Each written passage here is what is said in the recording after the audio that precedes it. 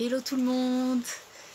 Je suis portée à avoir envie de transmettre un message là pour toujours les énergies du moment. Donc pardonnez l'éclairage de la vidéo, il est tard, pardonnez le son aussi, je suis sous l'orage, donc pour moi c'est super agréable à tourner dans ces conditions. Mais du coup l'éclairage est peut-être pas le top. Alors voilà. Dans ce qui se passe en ce moment, j'en ai tiré un petit peu trois énergies conseils, on va dire, que j'avais envie de vous partager sous forme de carte du tarot de Marseille, cette fois. La première carte que j'ai choisie, c'est donc la carte du chariot, qui est la carte qui nous accompagne toute l'année. Hein. C'est le chiffre 7, hein, donc c'est en numérologie le chiffre qui est déduit du nombre 2023. Et ce chariot, de quoi il nous parle? Eh bien, il nous parle dans le mal vécu d'un chariot qui va dans le mur.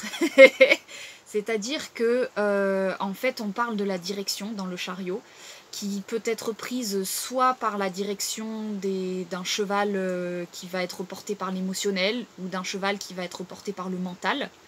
Je crois que le bleu c'est l'émotionnel, le rouge c'est le mental. Soit qui peut être, ici c'est pas signifié sur la carte, mais porté par des influences extérieures. Donc faire des choix de vie en fonction des événements extérieurs, de ce que pensent les autres, de ce que pensent nos relations, ce que pensent les gens à notre travail, de ce que pense notre banquier, de ce que pense... voilà, tout un tas de choses qui peuvent influencer notre direction.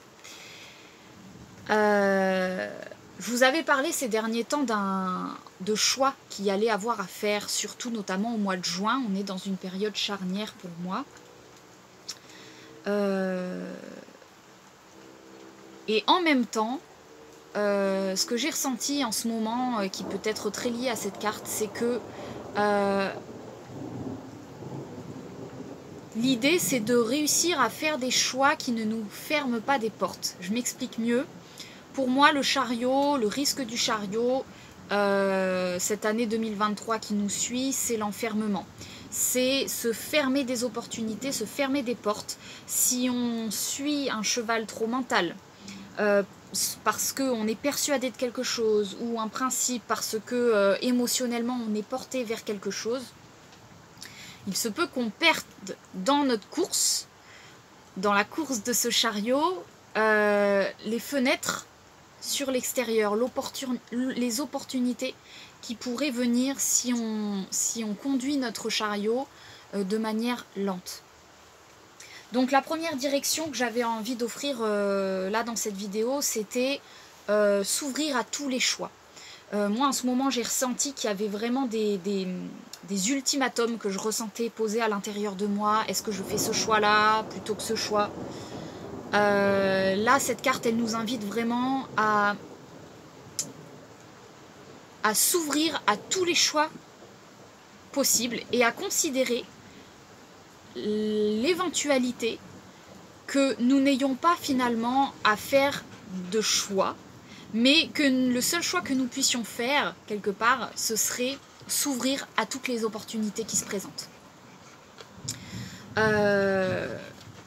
Je peux vous prendre un exemple très court. Moi, ces derniers temps, j'avais l'ultimatum qui revenait en moi de est-ce que je choisis la vie sédentaire ou la vie nomade. Les deux me plaisent et j'avais vraiment la sensation qu'il fallait que je fasse un choix, notamment par rapport au changement de véhicule que je suis en train de faire en ce moment. Je compte vendre mon camion et donc je suis dans cette dynamique de est-ce que je rachète un van ou est-ce que je m'installe de manière posée.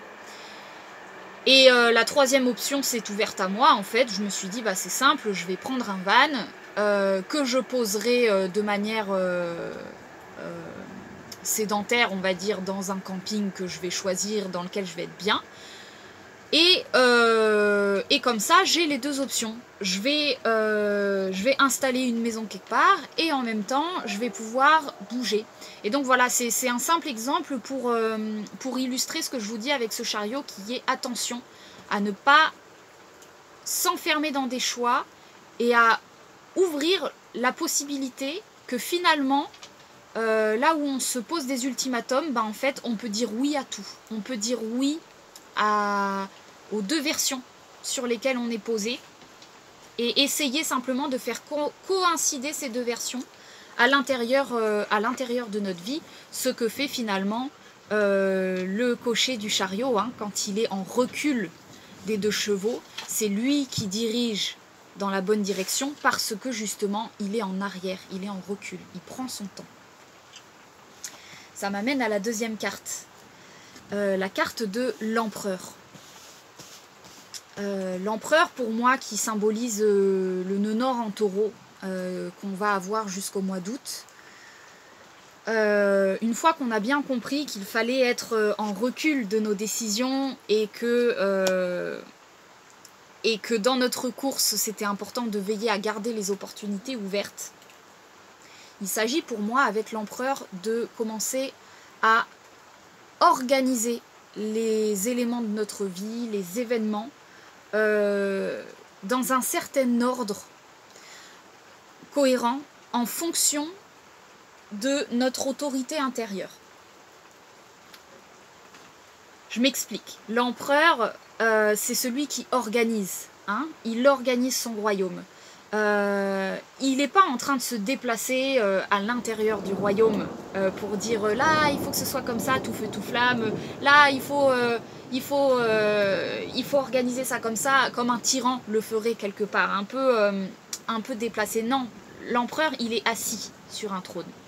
Donc c'est depuis sa posture intérieure et depuis son autorité intérieure qu'il déclare ok, là c'est dans ce domaine de vie que je dois bouger quelque chose. Comment il priorise ses choix, c'est par l'autorité qui émane de lui, qu'il va ressentir en balayant un petit peu tous ces domaines de vie, lequel est le plus urgent, laquelle affaire est la plus urgente à traiter. Et l'idée, toujours dans cette optique de ne pas fermer, c'est de fonctionner par étapes en observant le domaine, en disant ok, ça va bouger, mais avec du temps. Je suis toujours en train de vous bassiner avec l'énergie du taureau et de l'empereur, et je vous dis la clé cette année c'est le temps, c'est le temps, c'est le temps. L'idée pour dans cette deuxième cadre, organiser les choses pour moi, c'est vraiment de laisser le temps faire. Et le seul rôle de l'empereur, c'est de déclarer par son autorité intérieure, ok, par mon corps en fait, je ressens que cette affaire, c'est la plus urgente à traiter. C'est tout. C'est son seul rôle, c'est de poser la conscience à l'endroit où c'est censé bouger, on est censé enclencher un choix. L'idée, c'est une fois qu'on enclenche le choix, ne pas... comment je pourrais dire,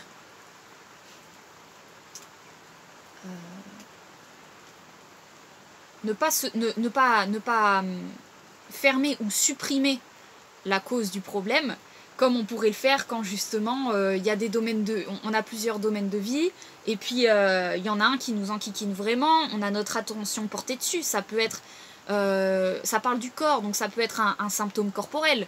J'en ai marre de cette douleur là, ça peut être une activité professionnelle, j'en ai marre de me lever tous les matins pour aller travailler à cet endroit-là, ou voilà, un truc qui nous attire l'attention en permanence et qui nous dit c'est là qu'il faut changer quelque chose. Ok, super, on fait ce switch-là corporel d'aller voir ce que c'est. Pour moi, l'idée dans le taureau, c'est de comprendre que des fois, le switch à faire est vraiment tout petit et vraiment simple. Voilà, c'est là où je veux en venir. C'est vraiment simple. Là où par exemple on peut se prendre la tête sur une activité et se dire bon bah allez je jette tout, j'arrête tout, demain je pose ma démission et c'est terminé.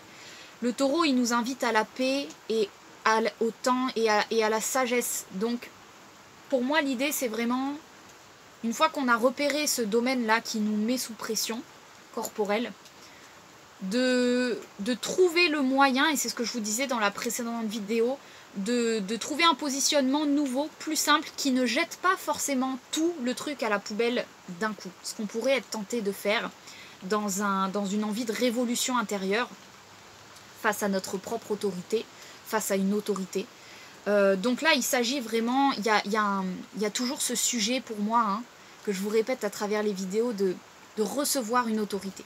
Recevoir une autorité qui peut être extérieure, une autorité qui peut être intérieure, recevoir une autorité parentale, recevoir l'autorité du système, là où il nous enquiquine. Il y a quelque chose sur ce domaine-là, et donc c'est trouver l'ordre, c'est trouver quel endroit est le plus urgent à traiter. Et après le comment, c'est dans la plus grande des douceurs et avec du temps, avec de la sagesse, sans balancer tout à la poubelle d'une seconde à l'autre. Donc ça, c'était pour moi la deuxième énergie. Et la troisième énergie, une fois qu'on a fait ce mouvement de repérer l'endroit qui était l'affaire la plus urgente à traiter, et qu'on a compris que ce n'était pas en s'y fermant quelque part, mais en s'y ouvrant, donc tout ce que je vous ai dit précédemment, hein, je vais vous parler, je vais vous donner mon exemple. Par exemple, moi j'avais un sujet en lien avec la fasciathérapie, qui était une problématique pour moi d'appellation de ma pratique, parce que c'était relié à la fasciathérapie que j'avais apprise et qui n'était finalement pas celle que moi je pratiquais vraiment. Et donc il a fallu comme ça que j'accepte déjà ma différence par rapport à ce que j'avais reçu, que je reconnaisse tous les bienfaits et l'enseignement que la fasciathérapie m'avait apporté. C'est pour ça que je vous parle d'accueillir une autorité, hein, parce que c'est accueillir une hérédité quelque part. Et donc accueillir un petit peu l'héritage que cette formation avait pu m'apporter pour pouvoir ensuite, moi, créer quelque chose de nouveau à partir de ça, que j'ai appelé thérapie énergétique des fascias, qui est vraiment ma patte à moi dans ce courant que j'ai pu recevoir de la fasciathérapie.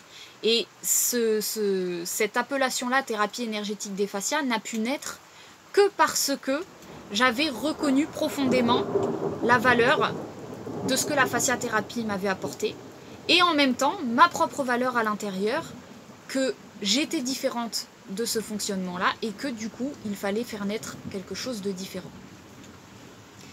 Donc j'en viens à cette dernière carte qui pour moi, le monde, représente vraiment l'expansion sans se perdre.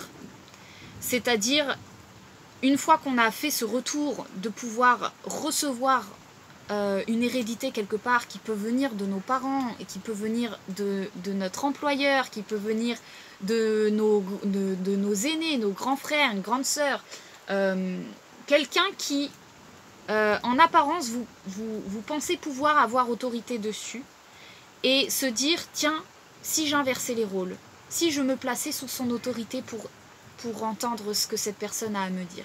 Une fois qu'on a fait ce switch de l'autorité, et vraiment réussir, ce qui n'est pas simple, à se placer sous l'autorité de la vie, sous l'autorité de ce qui nous entoure, et de la situation dans laquelle on est, on va pouvoir entendre, et c'est de ça que nous parle le monde, la communication, l'intercommunication. On va pouvoir recevoir de la vie et inverser quelque part la balance dans ce côté réceptivité de tout ce que la vie peut nous apporter. Donc,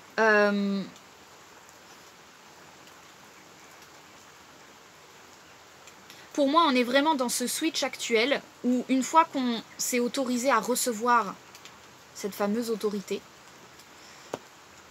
il s'agit ensuite de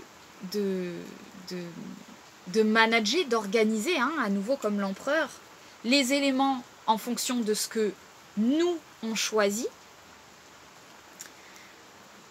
sans se perdre. Parce que là, actuellement, on est dans la période du Gémeaux, et ce qui m'amène à cette troisième énergie de communication, où on peut être dans une posture où, quand on a relevé le défi du Gémeaux, qui est de s'ouvrir, de dire oui, et de s'amuser et de découvrir par curiosité tout ce qui nous entoure dans la vie et de s'autoriser à dire oui à tout ça, il s'agit ensuite de prioriser à nouveau et de quelque part s'expandre sans se perdre, c'est veiller à toujours, je vais revenir aux cartes précédentes, hein, ne pas perdre sa direction, c'est-à-dire rester dans son centre, pouvoir visiter ce qui nous entoure dans notre monde, ce qu'on est en train de faire en Gémeaux. Tiens, il y a ça dans ma vie. Ah, puis il y a ça dans ma vie. Et puis ça aussi, c'est trop cool. Ah, et puis il y a ça. Sans quitter notre centre. Si on réussit à relever ce défi de rester dans notre centre tout en restant ouvert à ce qui nous entoure, on commence à arriver dans le monde, arriver dans un état où l'on est un carrefour qui permet de recevoir les éléments de notre divinité et de nos mémoires et de notre hérédité pour mettre la matière à notre service et pour pouvoir l'utiliser dans le monde, la communiquer. Je ne sais pas si je suis très claire sur cette troisième énergie. Vous voyez, il y a un collier de laurier là. Moi, ça m'a fait penser un petit peu au fascia du corps. Hein, où, je peux vous montrer ça, c'est ce qui m'était venu un peu tout à l'heure. Le corps humain, c'est une unité, comme dans le monde. C'est une unité complète. Et vous voyez bien qu'en fait, on peut pas décrocher des morceaux, c'est impossible. Le corps humain, il fonctionne en unité, c'est-à-dire que s'il y a un bras qui se lève, ben, tout le corps suit. C'est ça, hein, finalement. Je suis allée un peu vite, désolée, mais le lien que je fais entre la couronne de laurier et les fascias, c'est finalement comprendre que on est fait de cette structure-là. Quand il y a quelque chose qui part dans une direction, tout le corps suit. Les fascias, c'est ça, c'est vraiment... pourquoi je vous prends le poupon, c'est pour imager les tissus à l'intérieur du corps qui, en fait, sont une unité, qui sont obligés de se suivre. Je lève la jambe, et ben, il y a tous les fascias du dos qui vont se mettre en étirement. Je lève la tête, il y a tous les fascias du ventre qui vont se mettre en étirement. Donc en fait, l'idée pour moi, c'est de comprendre que au travers du corps, on peut déjà voir l'éclairage que d'une, il est impossible de refuser un domaine de notre vie qui est là sous nos yeux, parce que c'est comme refuser une partie de notre corps. Et ça, ben, si on fait ça, derrière on peut avoir des conflits, des soucis corporels, des douleurs. Tout aussi bien que, à l'image du monde, il est impossible non plus de se perdre dans un domaine au risque de se faire emporter le centre. Et quelque part d'être capable de visiter des domaines, bouger la tête, bouger les bras, sans perdre quelque part notre ancrage. Voilà, donc c'était un petit peu les trois énergies du moment que j'avais ressenties. Donc s'ouvrir à toutes les opportunités, prioriser ce qu'il y a de plus important pour nous sur l'instant, et se permettre de s'expandre, de visiter les différents domaines qui sont en train de s'ouvrir à nous sans se perdre dedans. Voilà. Bon bah écoutez, j'espère que ça vous aura parlé. C'était vraiment un message qui était pressant pour moi de vous transmettre, donc que j'ai transmis comme j'ai pu.